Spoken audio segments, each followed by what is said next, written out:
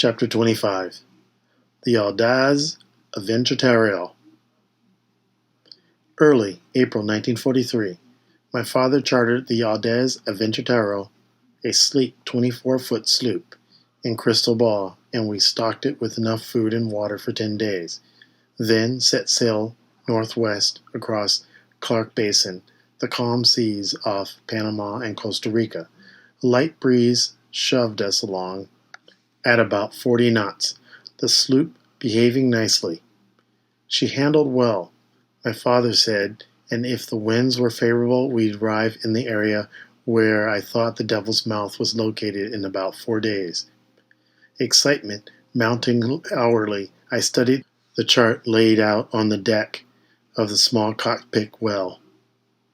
En route, we'd pass the inhabited St. Andreas Island, the uninhabited Albuquerque and Bolivar Cays, and other tiny islands, some dotted with palm trees. The sailing direction book describing them was by my knees. My father was at the tiller, steering. The air was warm and the blue sea glistened. Far to the west, rolling of white clouds hung over Costa Rica's mountains.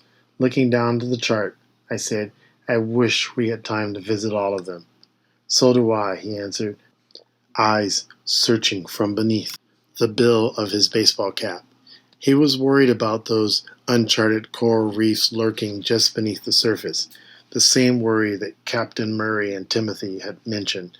Earlier, I'd stood on the bow at lookout when we'd gone near some whitewater reefs. Cayo de Este sits on a coral bank about 24 miles northeast of Cayos de Albuquerque. The North Island is about 500 yards long and only 4 feet high. Cayo Bolivar is 1.25 miles west of Del Este, and Cayo Arena 1.25 miles northwest of Del Este.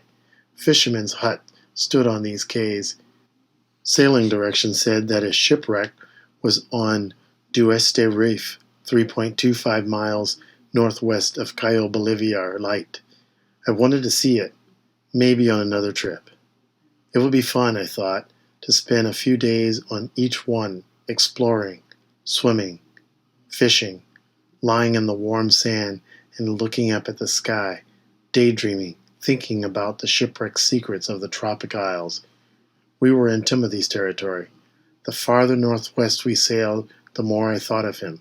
On this beautiful day, and actually for a long time now, I wished I could take back some of the things I'd said to him during the time on the raft and the first weeks on the quay. I'd called him ugly and stupid, laughed at him because he couldn't spell. He was probably the wisest man I'll ever know, I said, almost to myself. Who? My father asked, glancing down at me, frowning. Timothy. He nodded. Wisdom comes in a lot of varieties. Ashamed of myself, I hadn't told either of my parents how snotty and selfish I'd been with Timothy during the first days we were together.